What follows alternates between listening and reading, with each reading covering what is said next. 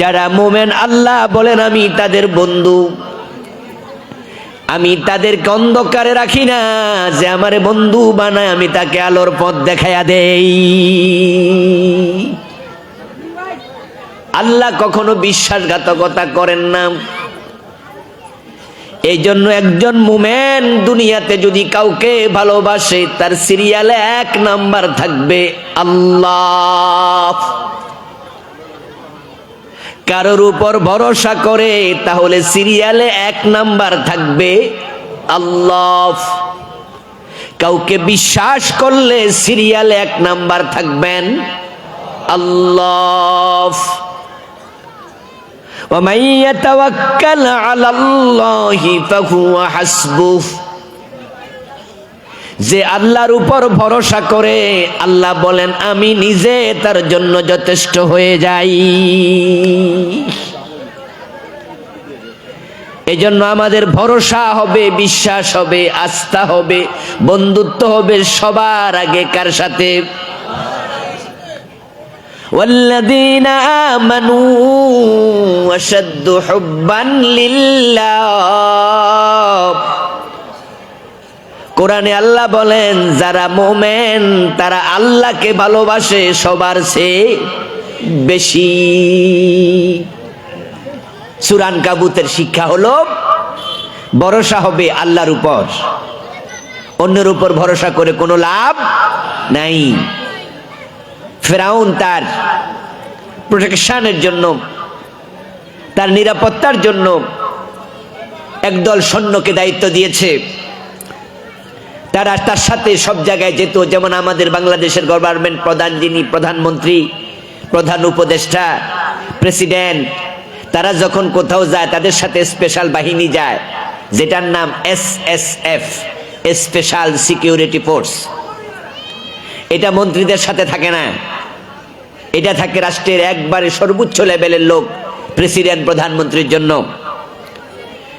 তো ফেরাউনের একদল লোক ছিল যারা তাকে প্রোটেকশন দেওয়ার জন্য সে রেখেছিল, যাদের উপর সে আস্থা রাখতো, ভরসা রাখতো।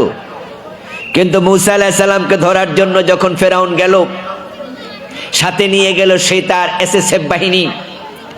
আল্লাহ যখন বাহারে আহমারে ফেরাউনকে ডুবাইল, তখন কি তার সৈন্য তাকে বাঁচাইতে পারছে?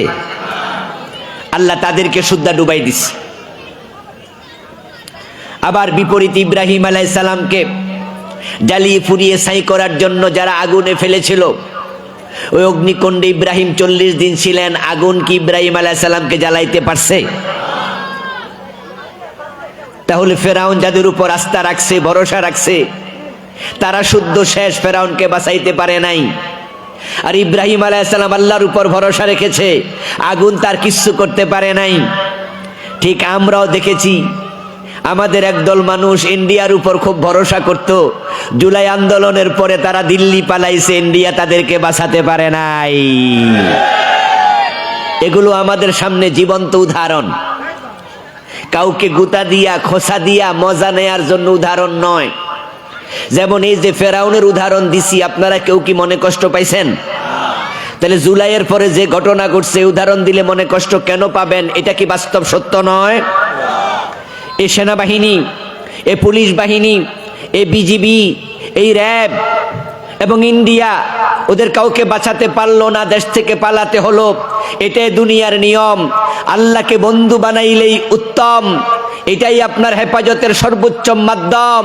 অন্যকে বন্ধু বানাইলে আল্লাহ ধরলে কোনো বন্ধু বাঁচাইতে পারে না। সবাই হচ্ছে মাকড়সার জালের মতো। সূরার নাম কি? আনকাবুত। বলুন কি নাম? আনকাবুত। কোরআনে 114টা সূরা আছে, সবগুলো সূরার নাম কি সবাই মুখস্থ পারেন? পারেন না। তো আজকে একটা মুখস্থ করেন, তাহলে একটা তো কমলো। তাহলে আজকে সূরাটার নাম কি? প্লিজ সবাই কথা বলুন, কি নাম? আনকাবুত শব্দের অর্থ কি? মাকড়সা। তাহলে আমরা ভরসা করব কার উপর? বিপদ আপদ মুসিবত কি আমাদের জীবনে আসে না? আল্লাহ তার নবীদের জীবনে কি বিপদ দেন নাই? নবীরা বিপদে হতাশ হয়েছে না ধৈর্য ধরছে? হ্যাঁ। ওয়ালানাবলুওয়ান্নাকুম বিশাইইম মিনাল খাউফি ওয়াল জু' ওয়া নাকসিম মিনাল আমওয়ালি ওয়াল আনফুসি ওয়াস সামারাত ওয়া বাশশিরিস সাবিরিন। পরীক্ষা জীবনে সবারই আসে, দুনিয়াটা পরীক্ষার জায়গা। আল্লাহ এখানে কাউকে ভালো করে পরীক্ষা দেয়, কাউকে মন্দ করে পরীক্ষা দেয়। নাবলুকুম বিশশাররি ওয়াল খাইর। শুধুমাত্র হতাশা আমাদের জীবন যেন গ্রাস করে না ফেলে, এজন্য আল্লাহ তাআলা আমাদেরকে বলে বিপদ মুসিবত আমি দেই। ইন্না মাআল উসরি ইউসরা। হতাশ হইও না, বিপদ যদি একদিক থেকে আসে আমি বিপদ থেকে বের হওয়ার জন্য দুইটা রাস্তা খুলে দেই।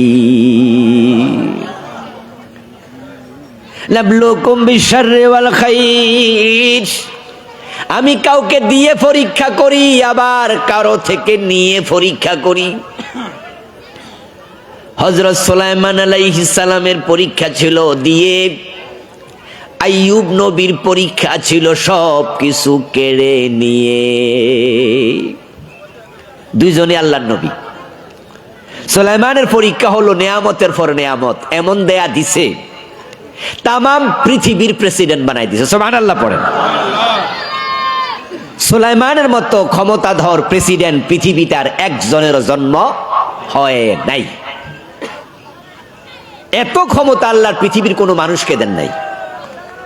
সুলাইমান আলাইহিস সালাম তামাম পৃথিবীর প্রেসিডেন্ট ছিলেন। তামাম পৃথিবীর প্রেসিডেন্ট ছিলেন এমন মানুষ মাত্র 4 জন। কয়জন? দুজন হচ্ছে মুমিন, দুজন হচ্ছে কাফের। মুমিন দুইজন হচ্ছে সুলাইমান এবং যুলকারনাইন আলাইহিস সালাম। কাফের ছিল 2 জন, নমরুদ এবং বখতেনসর। কিন্তু 4 জন প্রেসিডেন্টের মাঝে সুলাইমানের ক্ষমতা ছিল বাকি 3 জনের চেয়ে বেশি, কারণ উনার কথা জিনেরাও শুনতো। সুবহানাল্লাহ পড়েন। আর বাকি 3 জনের কথা জিনেরা শুনতো না। সুলাইমান আলাইহিস সালাম শুধুমাত্র জিনদের উপরে উনার প্রভাব নয়, বায়ুমণ্ডলের উপরে পর্যন্ত সুলাইমান আলাইহিস সালামের প্রভাব ছিল। কুরআন মাজিদ আল্লাহ তাআলা বলেন, ওয়ালি সুলাইমানার রিহ। আমি বাতাসকে পর্যন্ত সুলাইমানের অনুগত করে দিয়েছি।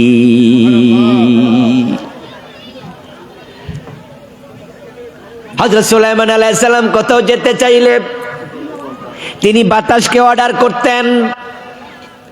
বাতাস সকাল বেলায় উনাকে 1 মাসের রাস্তা নিয়ে যেতেন। 1 মাস ঘোড়া চালালে, গাড়ি চালালে যতটুকু যাওয়া যায়, সকাল বেলার বাতাস সুলাইমান নবীকে শুধু সকালে ততটুকু দূরে পৌঁছিয়ে দিত। পিপিলিকা পর্যন্ত সুলাইমান নবীর কথা শুনতো। উনি পিপিলিকার কথা বুঝতেন। তামাম মাখলুকের হাজার হাজার প্রাণী উনার আদেশ মেনে চলতো। কুরআন মাজিদে সূরাতুন নামল পড়বেন, কত সুন্দর কাহিনী শুনবেন। এবং সুলাইমান আলাইহিস সালামের কথা হুদহুদ পাখি শুনতো। উনার মন্ত্রী পরিষদের মাঝে জিন সম্প্রদায়ের লোক ছিল। আল্লাহ তামাম মাখলুকাতের অসংখ্য মাখলুকের উপরে সুলাইমানকে শ্রেষ্ঠত্ব দিছে। এত ক্ষমতা পাইয়া সুলাইমান অহংকারী হলেন না বিনয়ী? সুলাইমান আলাইহিস সালামকে আল্লাহ ক্ষমতা দিয়া, পাওয়ার দিয়া পরীক্ষা করছে। আমরা তো সামান্য ক্ষমতা পাইলে এমন অহংকারী হয়ে যাই, আমাদের পার মাটিতে পড়ে না। যারে মনে চায় ধরি, যারে মনে চায় মারি, বিনা দোষে ফাঁসি দেই, আবার ফাঁসির আসামিকে আমরা খালাস দিয়ে দেই। ঠিক নয় কি? ঠিক নয় কি? হ্যাঁ, আমাদের প্রেসিডেন্টের ক্ষমতা আছে। প্রেসিডেন্টের কাছে নাকি ফাঁসির আসামি জীবন ভিক্ষা চাইলে প্রেসিডেন্ট তাকে ছেড়ে দেওয়ার অধিকার রাখে। সংবিধানে ক্ষমতা প্রেসিডেন্টকে দিয়েছে। এখন ক্ষমতা পাইয়া হাইকোর্ট, সুপ্রিম কোর্ট যাকে রায় দিছে সে অপরাধী, তার ফাঁসি হোক, প্রেসিডেন্ট খালাস দিয়ে দেয়, বেকসুর খালাস। আবার বিনা দোষে ধৈরা নিয়া ফাঁসি দিয়ে দিছে গত 15 বছর। এই ঘটনা কি বাংলাদেশে ঘটে নাই? আল্লামা সাইদি 13 বছর জেলখানায়। আসলে কি উনি যুদ্ধাপরাধী? উনি মানুষ খুন করছে? এটা পাগল তো বিশ্বাস করবে না। তো বিনা দোষে 13 বছর, শেষ দিকে স্লো পয়জনিং এ হত্যা। আবার কত ফাঁসির আসামি মুক্তি। এই হলো আপনার পাওয়ার। আপনি অনেক অহংকারী। বলছে বাগে ধরলে ছাড়ে, উনি ধরলে ছাড়ে না। আপনি ক্ষমতা পাইয়া অহংকারী হলেন। আর সুলাইমান নবী তামাম দুনিয়ার উপর ক্ষমতা পেয়েছে, কারোর উপর জুলুম করছে? সামান্য জুলমের প্রমাণ আপনি দিতে পারবেন না। হযরত ওমরের দিকে তাকান। ফারুক আজম ওমর রাদিয়াল্লাহু তাআলা আনহু, তিনি অদ্য পৃথিবীর প্রেসিডেন্ট ছিলেন। আমরা তার জীবনে কি দেখি? রাতের বেলায় গরিব প্রজার বাড়িতে নিজে পিঠে করে কাঁধে করে আটার বস্তা নিয়ে হাজির হয়ে গেছে। শোনেন নাই যে আটার বস্তা লইয়া গরিব প্রজার বাড়িতে হযরত ওমর নিজে হাজির, অথচ তিনি অর্ধ পৃথিবীর প্রেসিডেন্ট। অর্ধ পৃথিবী করেছো শাসন, ধুলার তখ্তে বসে খেজুর পাতার প্রাসাদ তোমার বারে বারে গেছে খসে। হযরত ওমরের সামনে লোকেরা এসে প্রশ্ন করত, বিভিন্ন বিষয় জানতে চাইত। হযরত ওমর এত বড় রাজা, অর্ধ দুনিয়ার প্রেসিডেন্ট, সামান্য অহংকার তার মাঝে ছিল না। একদিন তিনি 2 টুকরো এক রকমের কাপড় পরে জুমার নামাজের খুতবা দিচ্ছিলেন। ওই অবস্থায় একজন মুসল্লি দাঁড়ায় বলছে, ওমর, আগে আমার প্রশ্নের জবাব দেন, তারপরে খুতবা শুনবো। একই রকমের 2 টুকরো কাপড় আপনার গায়ে কেন? রাষ্ট্রের পক্ষ থেকে এই কাপড় আমাদেরকে তো হাদিয়া দিয়েছেন, আমরা সবাই পেয়েছি। এই কাপড়টা 1 টুকরো, আপনার পরনে 2 টুকরো আসলো কোত্থেকে? আপনিও তো 1 টুকরোর মালিক। আগে জবাব দিন, তারপরে খুতবা। হযরত ওমর রাদিয়াল্লাহু তাআলা আনহু বলেন, আমার ছেলে আব্দুল্লাহ, সেও 1 টুকরো পেয়েছিল।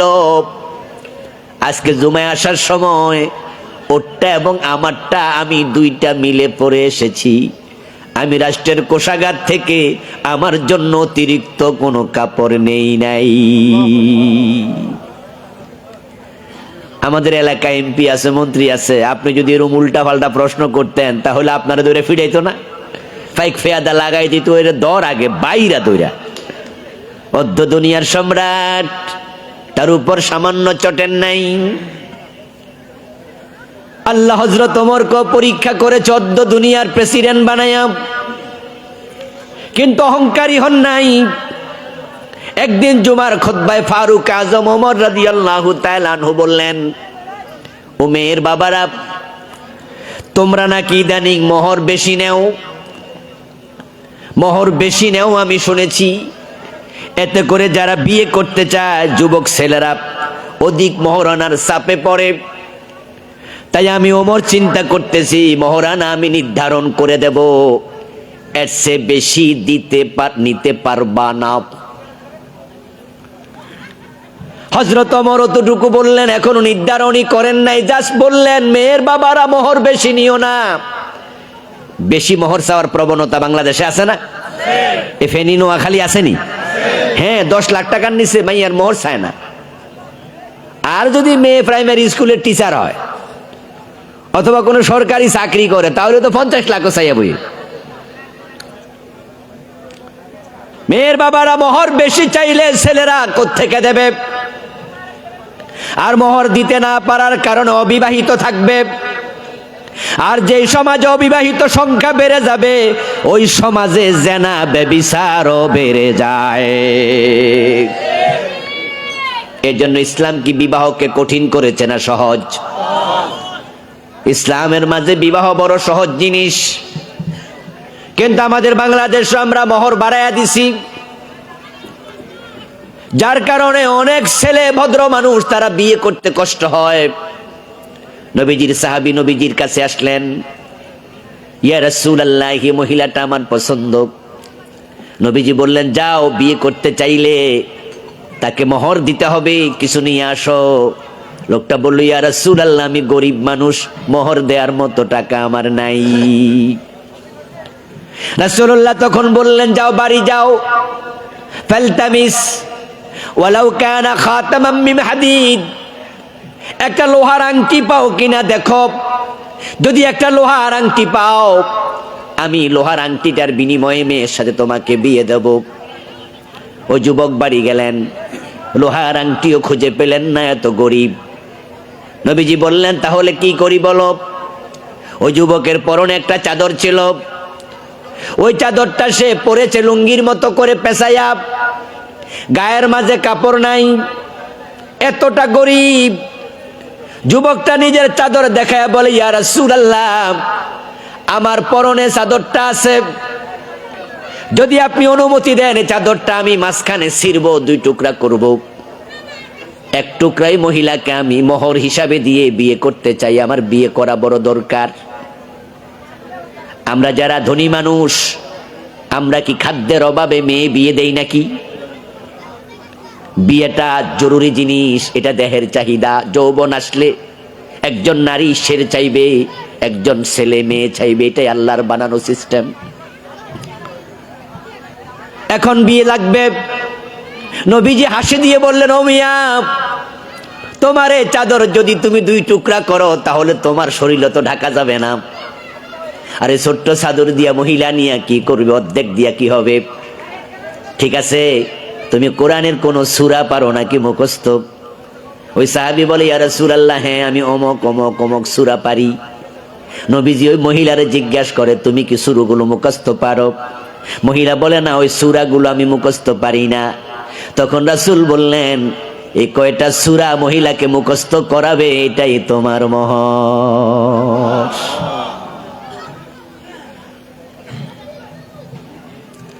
ইসলাম কত সহজ, কত সহজ। নবীজি ওই কয়েকটা সূরার বিনিময়ে ওই সাহাবীকে ওই মহিলার সাথে বিয়ে দিয়ে দিলেন।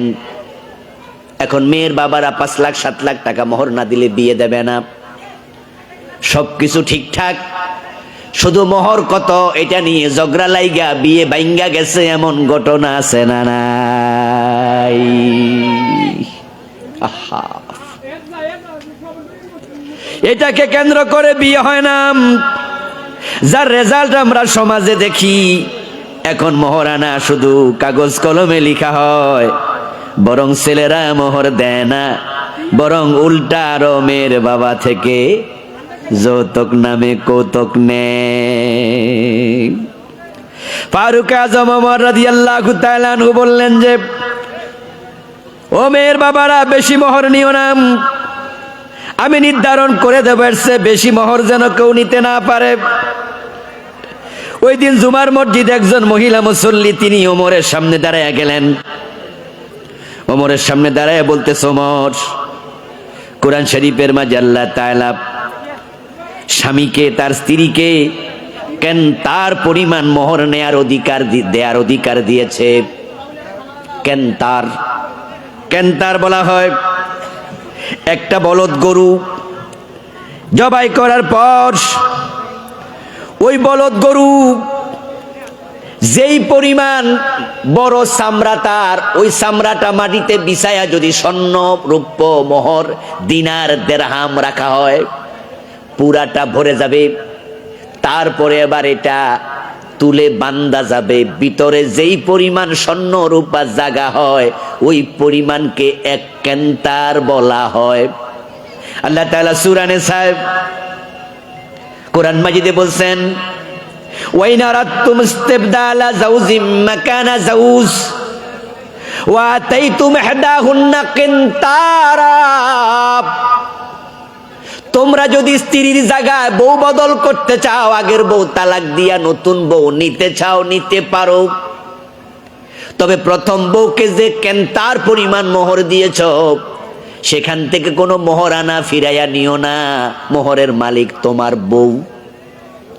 এই আয়াতে আল্লাহ বললেন, মোহর যদি দেও কেনতার পরিমাণ, ওই মহিলা বলে বসলো, ওমর, আল্লাহ এখানে কেন্তার বলে স্বামী তার বউরে চাইলে এই পরিমাণ দিতে পারে। অসীম টাকা, 1 কোটি, 5 কোটি, 10 কোটি, 100 কোটি, 1000 কোটি। স্বামী যদি বিল গেটসের মতো ধনী হয়, ইলন মাস্কের মতো ধনী হয়, তাহলে বউয়ের নামে 1000 কোটি টাকা দেওয়ার সামর্থ্য ইলন মাস্কের আছে না নাই?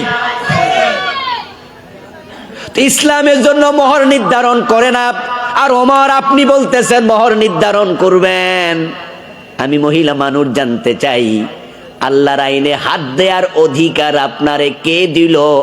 আগে এটার জবাব দেন, তারপরে খুতবা দেবেন।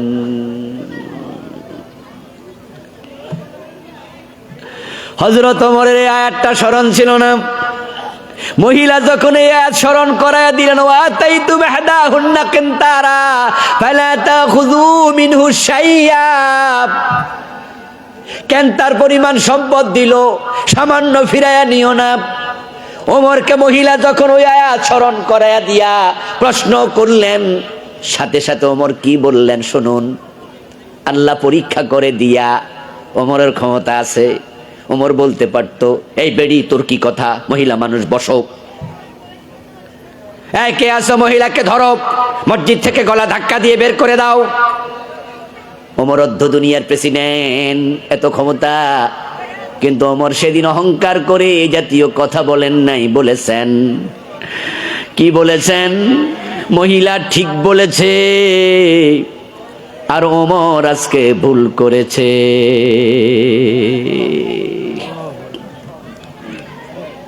এ মহিলা সঠিক কথা বলেছে। ওই আয়াত আমার মনে ছিল না, আমি ওমর ভুল করেছিলাম। আমি যে ঘোষণা দিলাম, আমার ঘোষণা আমি প্রত্যাহার করে নিলাম। ক্ষমতা অহংকারী বানায় নাই, বিনয়ী বানাইছে। আর বিপরীতে আল্লাহ তাআলা আইয়ুবের দিকে তাকান, নবী আইয়ুবকে এমন অসুস্থতা দিছে, 18 বছরের মতো অসুস্থ।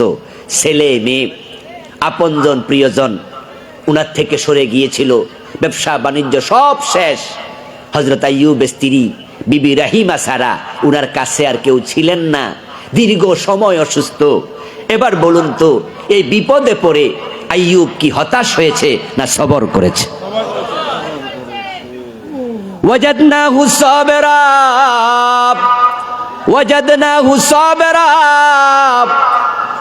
আল্লাহ আইয়ুব আলাইহিস সালাম প্রসঙ্গে কোরআনে বলেন, আমি আইয়ুবকে ধৈর্যশীল পেয়েছি। হযরত আইয়ুব আলাইহিস সালাম ধৈর্যের পরীক্ষা পাস। হযরত সূরা আনকাবুতের 45 নম্বর আয়াতে বলেন, উতলু মা উহিয়া ইলাইকা মিনাল কিতাব। ও নবী, এই কিতাব আপনার কাছে নাজিল হলো, এই কিতাবে আমি যা নাজিল করলাম আপনি এটা মানুষের কাছে তেলাওয়াত করে শোনায়া দেন। এর মানে দাঁড়ালো, নাজিল যাহা করি তা গোপন করার কোনো অধিকার আপনার নাই। এই কিতাবে যা আসে আপনি তেলাওয়াত করেন, শোনান। নবীজির কাছে কোরআনের যে আয়াত আসতো সাথে সাথে শোনায়া দিতেন।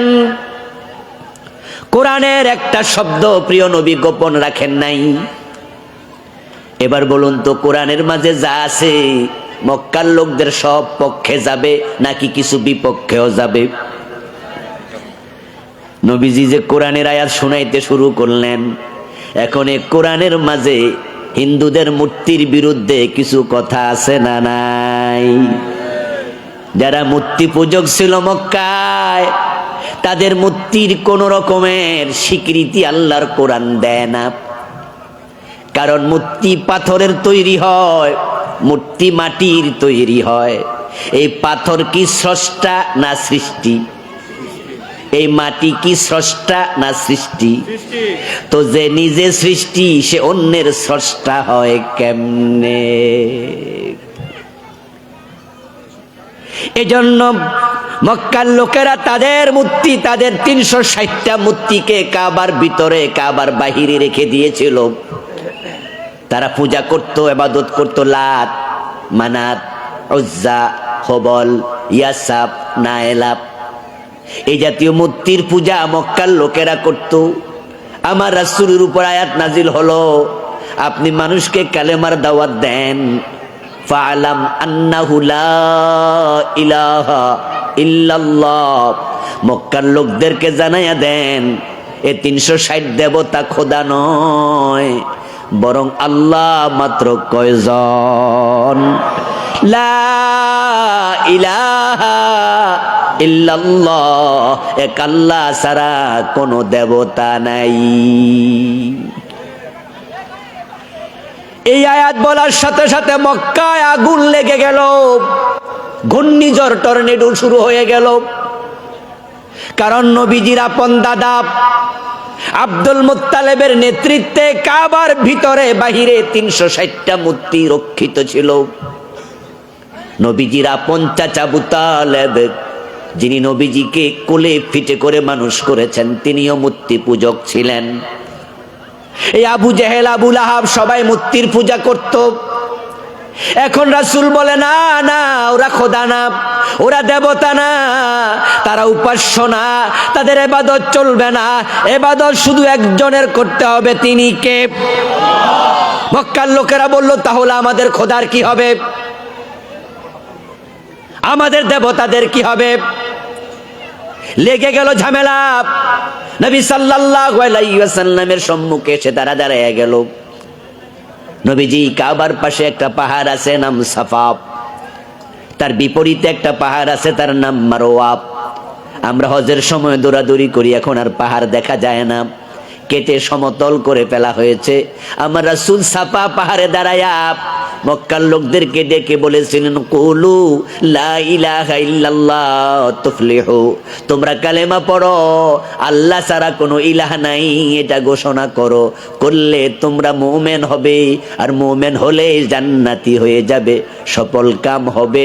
এই কথা শোনার সাথে সাথে নবীজির আপন চাচা আবু লাহাব, তিনি জমিনের দিকে একটু নুয়ে একটা পাথর হাতে নিয়া নবীজির মুখ বরাবর ছুঁড়ে মেরে সেদিন বলেছিল, তাব্বান লাকা ইয়া মুহাম্মাদু আলিহাদা জামাতানা, মুহাম্মদ তুমি ধ্বংস হয়ে যাও, তোমার বাবা, তোমার দাদা, তোমার চাচা, তোমার আপনজনেরা এ 360 মূর্তির পূজা করছে, তোমার আপন দাদা আপন চাচা এগুলো করেছে, আমরা করতেছি, আর তুমি কিনা আমাদের মূর্তির বিরুদ্ধে কথা বলো, তুমি ধ্বংস হও। পাথর মারা শুরু। যখন রাসূলকে বলল ধ্বংস হও, আল্লাহ তাআলা সহ্য করেন নাই, সাথে সাথে সূরা লাহাব নাজিল করে আবু লাহাবের কথার প্রতিবাদ করে দিলেন, তাব্বাত ইয়াদা আবি লাহাবি ওয়া তাব্বা, আমার রাসূল ধ্বংস হবে না, আবু লাহাবের 2 হাত এবং সে নিজে ধ্বংস হয়ে যাবে। আবু লাহাব তো মক্কার নেতা, সে নবীজিকে পাথর মারে, হযরত বেলালের গলায় রশি লাগায় টানে। এই আবু জেহেল, আবু লাহাবের নেতৃত্বে হযরত সুমাইয়াকে হত্যা করা হয়েছে। পরিস্থিতি বড় খারাপ, খাব্বাবের পিঠে আগুনের শেখা দেয়। এখন যদি এই সূরা রাসূল তেলাওয়াত করে শোনায়া দেয়, তাহলে আবু লাহাব খুশি হবে না আরো বেজার, অত্যাচার কমাবে না বাড়াবে। এখন কোরআনের এই আয়াত রাসূল তেলাওয়াত করে শোনাইতে রাসূলকে অর্ডার দিয়েছেন কে? তাই পরিস্থিতি যতই খারাপ হোক, কোরআনের কোনো আয়াত গোপন করার সুযোগ নেই। নবীজি যে মাত্র সূরা লাহাব তেলাওয়াত করে শোনালেন, আবু লাহাব তো একবারে জ্বলে পুড়ে উঠল। আবু লাহাবের বউ আরো খারাপ, রাসূলের আপন চাচী, তার নাম ছিল উম্মু জামিল, বড় জালেমা নারী। নবীজি সাল্লাল্লাহু আলাইহি ওয়াসাল্লামকে মারার জন্য একটা কাষ্ঠখণ্ড প্রায়শই কাঁধে তুলে তুলে চলতো, কাঁধে বহন করত, আর বলতো, আমি আব্দুল্লাহর বেটা মুহাম্মদকে আমার সামনে আমাদের দেবতাদের বিরুদ্ধে যদি কিছু বলতে শুনি, এই কাঠটা দিয়া তার মাথাটা ফাটাইয়া ফেলবো। এখন সূরা লাহাবের মাঝে ওই উম্মে জামিলের কথাও আছে। হাম্মালাতাল হাতাব ওয়া ইমরাতুহু, আবু লাহাব একা ধ্বংস হবে না, ওয়া ইমরাতুহু তার বউ। হাম্মালাতাল হাতাব, যে মহিলা কাদের মাঝে কাষ্ঠখণ্ড বয়ে বেড়ায়। যখন এবার উম্মে জামিলের বিরুদ্ধে আয়াত রাসূল পড়ে শোনালেন, উনার চাচি আরো খেপে গেল, পরিস্থিতি আরো খারাপ হয়ে গেল। আপনাদের কাছে আমি কেন আলোচনা করছি এটা এবার শুনুন। পরিস্থিতি খারাপ দেখে হক কথা বলে না এমন আলেম ওলামা পীর দোস্ত আমাদের দেশে আছে না নাই? তারা বুইজা শুইনা জব বুইজা কোপ মারে। যে ওয়াজ করলে মাহফিল বন্ধ হয়ে যাবে, যে ওয়াজ করলে ইমামতি চলে যাবে, যে ওয়াজ করলে মুরিদ কমে যাবে, যে ওয়াজ করলে চাকরি চলে যাবে, ওই ওয়াজ মুখে আনে না, শুধু মিঠা মিঠা ওয়াজ করে বেড়ায় এমন বক্তা আছে না নাই? তারা কোরআনকে দুই ভাগে ভাগ করেছে। এই জন্য দেখবেন যে জিকিরের ওয়াজ, নামাজের ওয়াজ, হজের ওয়াজ, যাকাতের ওয়াজ সব বক্তাই করে, দিন কায়েমের ওয়াজ সব বক্তা করে না। জিহাদের ওয়াজ সব আলোচক করে না। কারণ যখনই আপনি দিন কায়েমের কথা বলবেন, জিহাদের কথা বলবেন, শুধু জিহাদের ওয়াজ করে জঙ্গির মামলা খাইছে এমন আছে না নাই? জসিমউদ্দিন রহমানী নাম শুনেছেন? যারা শুনছেন তারা বলেন শুনেছেন? শোনার লোক এখানে অনেক আছেন। প্রায় এক যুগের মতো জেলখানায় ছিল জসিমউদ্দিন রহমানী। ঢাকার একটি মসজিদের খতিব ছিলেন মোহাম্মদপুর এলাকায়। উনি তার খুতবায়, জুমার আলোচনায় জেহাদ নিয়ে বেশি কথা বলতেন, জেহাদের পক্ষে খুব সোচ্চার ছিলেন। এজন্য উনাকে অ্যারেস্ট করে জেলে দেয়া হলো এবং জেলখানায় থাকা অবস্থায় উনাকে কি মামলা দেবে? জঙ্গিবাদের মামলায় ঢুকাইছে এবং উনার নামে একটা জঙ্গি সংগঠন বানাইয়া উনাকে সভাপতি বানাইছে, যে সংগঠনের নাম উনি নিজে শুনেনও নাই। উনাকে জঙ্গিদের গুরু বানাইছে। অথচ জসিমউদ্দিন রহমানী জঙ্গিবাদের সাথে তার কোনো সম্পর্কই নাই। শুধু জেহাদের কথা বলাতে জঙ্গির মামলা খাওয়া লাগবে, তাই জেহাদের ওয়াজ করে না। দিন কায়েমের কথা বললে নেতারা বেজার হবে, দিন কায়েমের কথা বলে না। তারা কোরআনের সবটা বলে না, কিছু গোপন করে। কিন্তু আমার রাসূল কোরআনের কিছু গোপন করেন নাই। এ কোরআনে যা আছে তিনি তাই বলেছেন, যার কারণে রাসূলকেও মারা হয়েছে, তায়েফে পাথর মেরে রক্তাক্ত করা হয়েছে, আমার রাসূলকে দাঁত ভেঙে ফেলা হয়েছে, আমার রাসূলকে মক্কায় 3 বছর শিবে আবি তালেবের জেলখানায় রাখছে, আমার রাসূলকে মক্কায় থাকতে দেয় নাই। নবীজি সাল্লাল্লাহু আলাইহি ওয়াসাল্লাম আবু বকরকে সাথে নিয়া মক্কা থেকে মদিনায় হিজরত করা লেগেছে। তিনি যদি কিছু বলতেন, কিছু লুকাইতেন, মিঠা মিঠা ওয়াজ করতেন, তাহলে হিজরত করা লাগতো না, মাইর খাওয়া লাগতো না। কিন্তু আল্লাহর কোরআন কিছু বলবেন, কিছু লুকাবেন, এই অধিকার মুমিনের নাই। আপনাদের কাছে আমার জিজ্ঞাসা, 5 ওয়াক্ত নামাজের কথাই কোরআনে আছে না? আওয়াজ দেন, কোরআনে আছে? রমজানে রোজার কথা আছে? এবার বলুন তো, চোর ধরে হাত কাটার কথা আছে? ডাকাত ধরে শুলে দেওয়ার কথা আছে? জেনা করলে 100 বেত লাগানোর কথা আছে? তো বাংলাদেশে নামাজ আছে? 5 ওয়াক্ত নামাজ আছে? চোর ধরে হাত কাটার বিধান আছে? রোজা আছে? রমাদানে রোজা আছে? এখানে আমরা যারা আছি, আমরা কি রোজা রাখি না? আওয়াজ দিয়ে বলেন না, রমজানে রোজা আছে না নাই? জেনা করলে 100 বেত আছে? তাহলে কোরআনকে আমরা 2 ভাগে ভাগ করছি। আমরা কিছু গ্রহণ করলাম, কিছু লুকাই দিলাম, ছাড় দিলাম। অথচ উতলু মা উহিয়া ইলাইকা মিনাল কিতাব, ও প্রিয় নবী, কোরআনে যা আমি নাজিল করছি আপনি সবটা তেলাওয়াত করুন, সবটা মানুষকে জানান। এখন আমার সামনে আপনারা যারা আছেন, কোরআনের সকল বিধান মানেন না, নামাজেরটা মানেন, রোজারটা মানেন, কিন্তু আলাহুল খালকু ওয়াল আমর, সাবধান, সৃষ্টি যার আইন চলবে শুধু তার, এই আয়াত মানতে রাজি না, বরং আল্লাহর আইনের কথা কইলে রাজাকার বলে গালি দেয়, এমন নামাজিও আছে না নাই? তো আল্লাহর আইনের কথা আল্লাহ তো কোরআনে কইছে, তো নামাজের কথাও তো আল্লাহ কইছে। তো নামাজের কথা কইলে রাজাকার মনে হয় না, জঙ্গি মনে হয় না, মৌলবাদী মনে হয় না। আল্লাহর আইনের কথা বললে তোমার কাছে মৌলবাদী মনে হয়। এতে বোঝা যায় তুমি কোরআনের কিছু মানো, কিছু মানো না।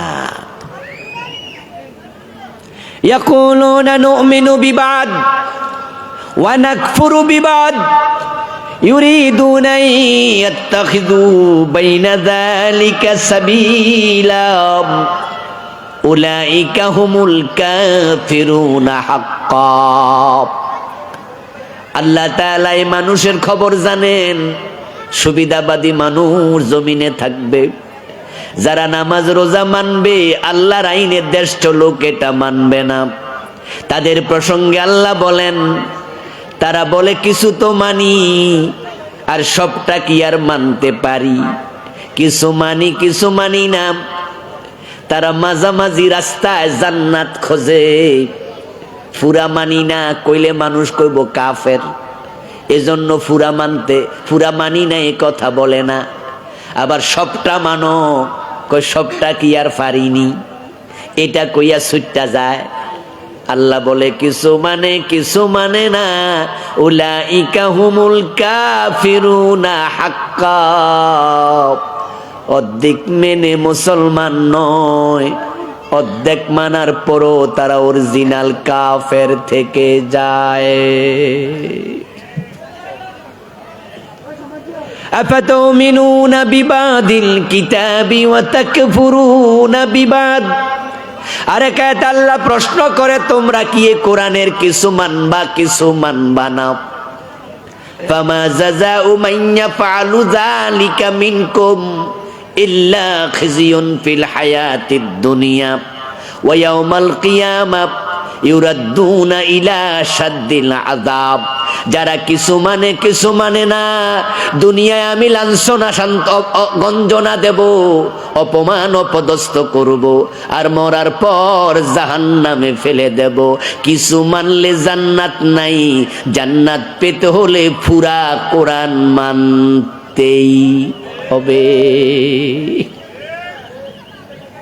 আমার সাথে যারা আছেন আওয়াজ দিয়ে বলুন তো, আপনারা কি জান্নাতে যেতে চান? আর একটু জোরে বলেন, জান্নাতে যেতে চান? জান্নাতে যেতে চাইলে কোরআন আংশিক মানার কোনো সুযোগ নাই, কোনো সুযোগ নাই। ফজরের নামাজের ফরজ কয় রাকাত? বলুন না, বলুন না, আবার বলেন। কেউ যদি এক রাকাত পড়ে তাহলে সে কিছু সওয়াব তো পায় না? পাবে? কোনো সুযোগই নাই। পড়লে দুই, না পড়লে বাদ দাও। এই যে রমাদান আসতেছে, আমরা যখন রোজা রাখবো, আমরা কি দুপুর 12টা বাজে কেউ ইফতার করব? আচ্ছা, যদি কেউ 12টা বাজে ইফতার করে আর বলে যে আমি 6 ঘন্টা রোজা রাখছি, তাই অর্ধেক সওয়াব পাবো, এ ফতুয়া কি ঠিক না ভুল? রাখলে পুরা, না রাখলে বাদ দাও। ঠিক ইসলাম মানা, কোরআন মানার ব্যাপারে একই মাসালা। অর্ধেকটা ইসলাম মানা যাবে না, মানলে পুরা, না মানলে তোমার মতো মুসলমানের প্রয়োজন নাই। এখন আমরা পুরারে যারা মানতে বলি, আমাদের সাথেই অনেকের দ্বিমত হয়। তারা আমাদেরকে সহ্য করে না।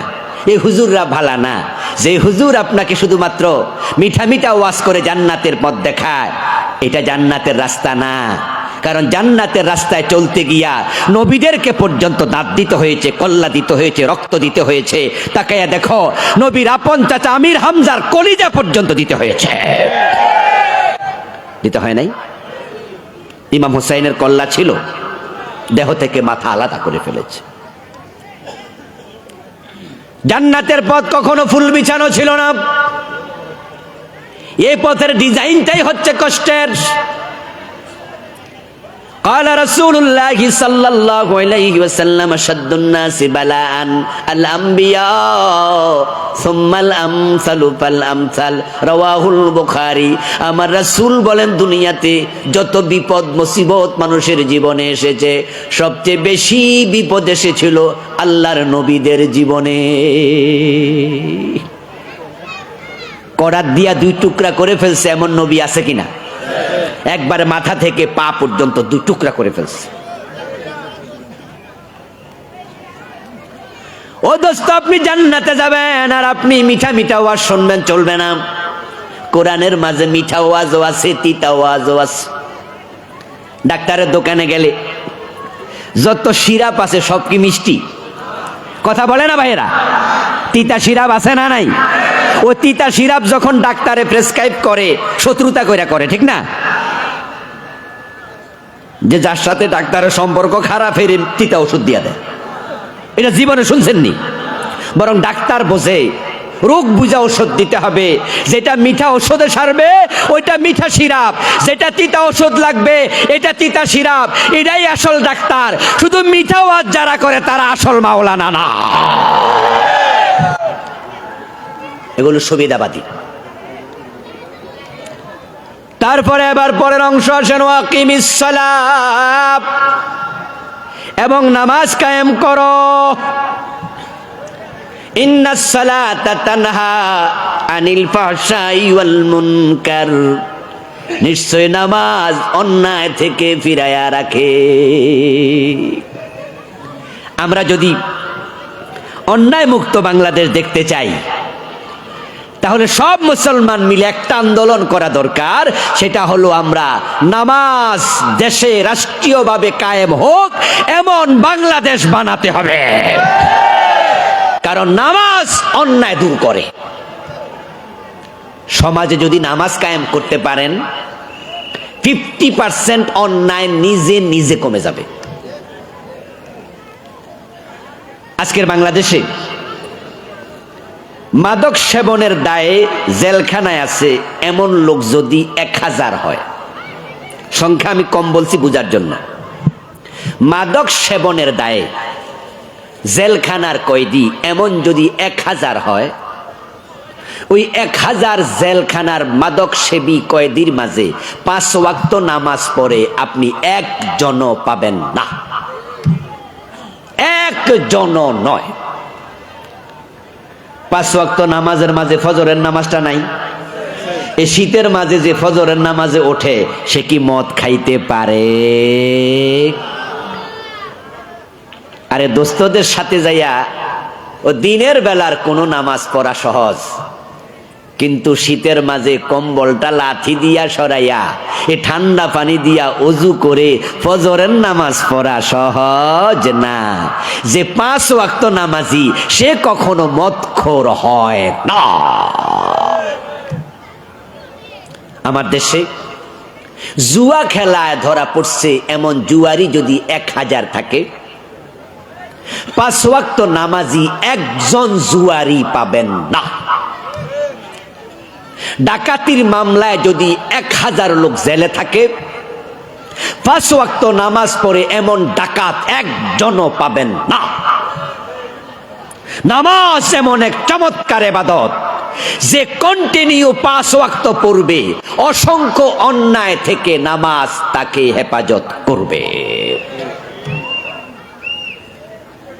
আমার দেশে ঘোষ বন্ধের জন্য রাষ্ট্র বিভিন্ন অফিসে সিসি ক্যামেরা লাগায়। আপনারা যে থাকবেন বিভিন্ন অফিসে গেলে দেখবেন সিসি ক্যামেরা লাগানো। অফিসার ঘোষ খাইলে যেন ধরা পড়া যায় এজন্য ক্যামেরা লাগায়া রাখছে। আমি একটা মাদ্রাসার শিক্ষক, এমপিও ভুক্ত, কামিল মাদ্রাসার মুহাদ্দিস আমি। তো আমাদেরও বিভিন্ন কারণে বেতন টেতনের কাজে সরকারি অফিসে যাওয়া লাগে। তো মাদ্রাসা শিক্ষকদের বেতন যেখানে দেয় এটা হলো হাইকোর্টের পাশে শিক্ষা ভবন। আমরা এখন একটু চেঞ্জ হয়ে আরেক জায়গায় নাকি গেছে, তো আমরা তো 25-26 বছর পরেই ফেলতেছি, এখন তো আর যাওয়া লাগে না, এজন্য চেঞ্জ হইয়া কই গেছে আমি জানি না। আগে ছিল কোথায় গেছে, ও মগবাজার, হুজুর আবার জানে।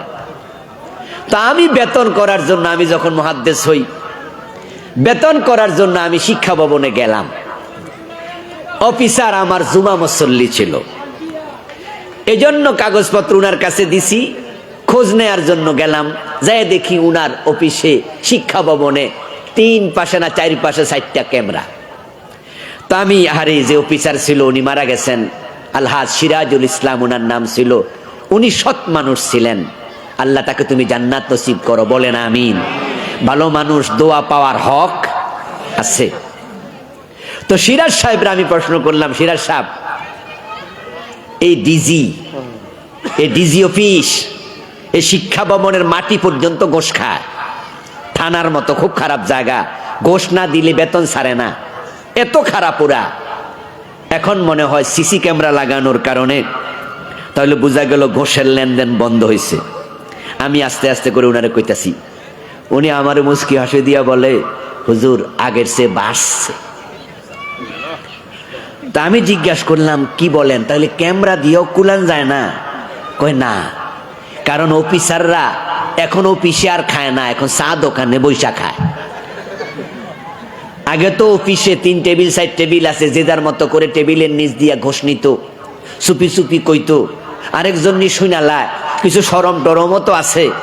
এই জন্য 10,000 দেন, যে গেছে সে কয় যে স্যার 5,000 দিলাম, দূর মিয়া আর 1,000 দেনছে, তো 6,000-এ সারত, কারণ গোশের টাকা তো আর শুনাইয়া নেওয়া যায় না। কিন্তু এখন ওই ক্যামেরা আসার পরে এখানে 1 টাকাও খায় না, কয় যে লাঞ্চের সময় দোকানে আইসেন, ওখানে কথা ভাঙমু। আর ওখানে যখন ফ্রি থাকে, গোশের টাকা নেয় না পাওনা টাকা নেয়, মানুষ তো আর বোঝে না। ওখানে 10,000-এ 9,000 দিল নেয় না, 10,000-ই নেয়। এই ক্যামেরা দিয়া গোশ বন্ধ করা যায় না। বাস্তবতা ঠিক তাই। মানুষকে সৎ বানাতে চাইলে নামাজি বানাও, নামাজি বানাও, নামাজি বানাও। অফিসার নামাজি হলে অর্ধেক ঘুষখোর অফিসার কমে যাবে।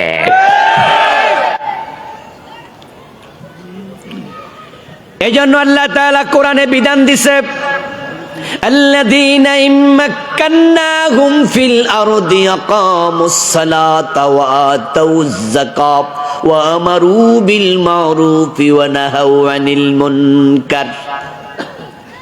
যখন কোন রাষ্ট্রে মুসলমান ক্ষমতা পাবে, আল্লাহ বলে আমার পক্ষ থেকে তাদেরকে 4 দফা কর্মসূচি জানালাম। 1 নাম্বার কাজ, মুসলিম রাষ্ট্র প্রধান নামাজের আইন করবে। আজান হওয়ার সাথে সাথে দোকান বন্ধ করে দাও, আজানের সাথে সাথে অফিস আদালত বন্ধ, সব যুবক যুবতী নামাজি হবে। দোকান খোলা থাকলে লাইসেন্স বাতিল করে দেয়া হবে। কোন যুবক নামাজ পড়ে না প্রমাণিত হলে তাকে ধরে জেল দেয়া হবে। ইমাম আবু হানিফা, শাফি, মালিক, আহমদ ইবনে হাম্বল রাহিমাহুমুল্লাহ 4 ইমাম ইত্তেফাক ফতোয়া, যদি বেনামাজি প্রমাণিত হয় তাকে জেলে দিয়ে দাও। ইমাম শাফি রাহিমাহুল্লাহ বলেছেন, জেলে দেওয়ার আগে তাকে কিছু পিটুনি দাও, বেত্রাঘাত করো, তারপরে জেলখানায় ঢুকাও। ওই জেলখানায় নামাজে অভ্যস্ত যতদিন হবে না, তাকে জেল থেকে মুক্তি দেয়া যাবে না। যখন জেলখানায় 5 ওয়াক্ত নামাজের অভ্যাস হবে, সে ওয়াদা দিবে বাহিরে নামাজ কাজা করবে না, তখন তাকে ছাড়বে। দোকান খোলা, ধরে নাও পুলিশে ধরে নেবে, দোকানের লাইসেন্স ক্যান্সেল হবে। টিওন অফিসে টিওন ইমাম, ডিসি অফিসে ডিসি হবে ইমাম, থানায় ওসি সাহেব হবে ইমাম, তার অফিসাররা তার পিছনে মুক্তাদি হয়ে নামাজ পড়বে। যখন টিউনু নিজে ইমামতি করবে, ওসি ইমামতি করবে, কনস্টেবল এসআই তার পিছনে নামাজ পড়বে। ওসি কেমনে গোশ খাবে? গোশখোর ওসির পিছনে কনস্টেবল নামাজ পড়ে নামাজ নষ্ট করতে চাইবে না, তাই ঠেলায় পয়রা ওসি গোশ খাওয়া বন্ধ। আর ওসি যখন গোশ খাবে না, পুরা থানা তারের মতো সোজা হয়ে যাবে। ইন্নাস সালাতা তানহা আনিল ফাহশাই ওয়াল মুনকার। এজন্য ইসলামে ঈমানের পর প্রথম ফরজের নাম নামাজ। ইসলামের খুঁটি কয়টা? 5টা না? কথা বলেন, কয়টা খুঁটি? তার মাঝে ঈমান তো 1 নাম্বার খুঁটি। ঈমানের পরেই হচ্ছে কি? নামাজ। নামাজ এত গুরুত্বপূর্ণ অংশ ইসলামের, দেহের মাঝে মাথা যেমন, দিনের মাঝে নামাজ তেমন। ইসলামের 5টা খুঁটি, নামাজ একমাত্র খুঁটি যেটা আপনার জীবন থেকে কখনো আলাদা হবে না। যেমন দেহ থেকে কল্লা আলাদা হয় না, আর যখন দেহ থেকে মাথা আলাদা হয় দেহ বাঁচে না। ঠিক যার ইমানের পর নামাজ পড়ে না, তার জীবনে নামাজ নাই, আসলে তার ইমানটাই নেই। ইমানের পাহারাদার হচ্ছে নামাজ। যেই বাগানে পাহারাদার নাই, আম বাগান, জাম বাগান, লিচু বাগান, বলুন তো সে বাগানের কি দেয় না? এই জন্য নবীজি বলছেন, মান তারাকা সালাতাম মুতাআম্মিদান ফাকাদ কাফার। যে ব্যক্তি নামাজ ইচ্ছা করে ছেড়ে দেয় সে কাফের হয়ে যায়, সে কুফরি করে। ইবনে মাসউদ রাদিয়াল্লাহু তাআলা আনহু বড় সাহাবী, বিখ্যাত সাহাবী, তিনি বলছেন, মান লাম ইউসাল্লি ফালা দীন লাহু। যে নামাজ পড়ে না সে মুসলিম, এই দ্বীনের পরিচয় দেওয়ার কোনো অধিকার তার আর নাই। বাকি 3টা ফরজের খবর বলি। সালাত, এরপরে হলো সাওম, হজ, যাকাত। এই যে 3টা খুঁটি, যাকাত হলো 3 নাম্বার খুঁটি, কিন্তু গরিবের জন্য যাকাত মাফ। হজ হলো 4 নাম্বার খুঁটি, গরিবের জন্য যাকাত মাফ। সাওম হলো 5 নাম্বার খুঁটি, অসুস্থ রোগীর জন্য রোজা মাফ।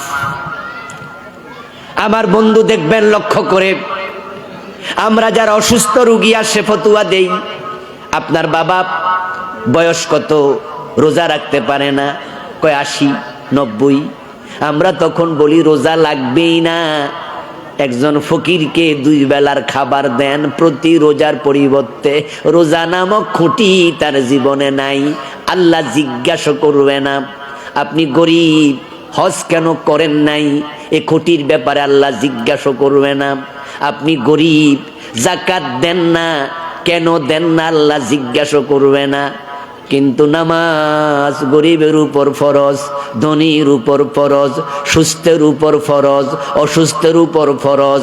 এমন অসুস্থ দাঁড়াইতে পারে না, ইসলাম বলে বসে বসে পড়ো, কই বসতেও পারি না, ইসলাম বলে শুইয়া শুইয়া পড়ো, কই শুইতে পারি, নড়তে পারি না, ইসলাম বলে ইশারায় হলেও পড়ো। দেহের মাঝে মাথা যেমন, দিনের মাঝে নামাজ তেমন। বুকে সমস্যা, মহিলার ব্রেস্ট ক্যান্সার, ডাক্তার বলে দুধ কেটে ফেলে দাও, রোগী বেঁচে যাবে। হাতের মাঝে সমস্যা, হাত কেটে ফেলে দাও, রোগী বেঁচে যাবে। পা কেটে ফেলে দাও, পায়ে সমস্যা, রোগী বেঁচে যাবে। কিন্তু ব্রেইন ক্যান্সার, ডাক্তার কল্লা কাটতে বলবে না, কারণ কল্লা কাটলে রোগী বাঁচে না। নামাজ ঠিক তাই, যতই সমস্যা নামাজ ছাইরো না, নামাজ ছাড়লে ঈমান বাঁচে না।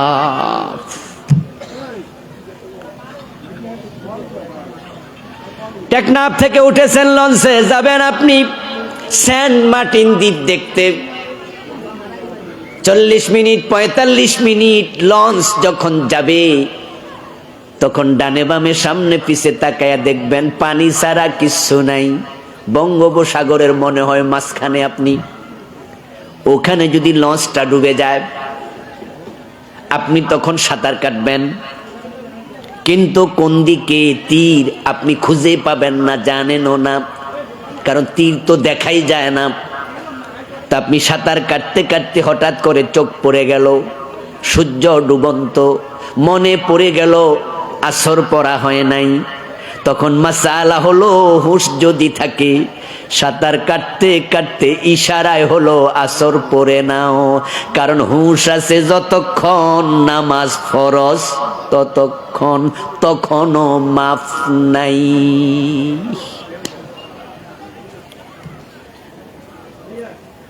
মা বোনদের প্রসব বেদনা যখন হয় বাচ্চার জন্মের আগে, প্রসব বেদনার মাসালা কি? যদি নেফাসের রক্ত ভাঙ্গে নামাজ মাফ, কিন্তু নেফাসের রক্ত ভাঙিনি, ব্যথার তীব্রতা, দাঁড়াইতেও পারে না, বসতেও পারে না, শুইলেও ব্যথা। গর্ভবতী মায়ের ব্যথার যাতনা পুরুষ মানুষ আমরা বুঝবো না, তবে মেডিকেল সায়েন্স একটা ধারণা দিছে, সেটা হলো কারো যদি 20টা হাড্ডি একসাথে ভেঙে যায় তাহলে ব্যথার তীব্রতা হয় 45 ঢেল, 45 ইউনিট। 20টা হাড্ডি, একটা নয়, যদি 20টা হাড্ডি একসাথে ভাঙে তাহলে ব্যথার তীব্রতা হয় 45 ইউনিট। আর সন্তান প্রসব করার সময় মা ব্যথার তীব্রতা সহ্য করে 57 ইউনিট পর্যন্ত। এজন্য কোরআনে আল্লাহ তাআলা বলছে হামালাতুহু কুরহা ওয়াদাতুহু কুরহা, তোমার মা তোমাকে বড় কষ্ট সহ্য করে প্রসব করেছে। ওই প্রসব বেদনার সময় মহিলাটা দাঁড়াইলো ব্যথা, বসলো ব্যথা, শুইলো ব্যথা।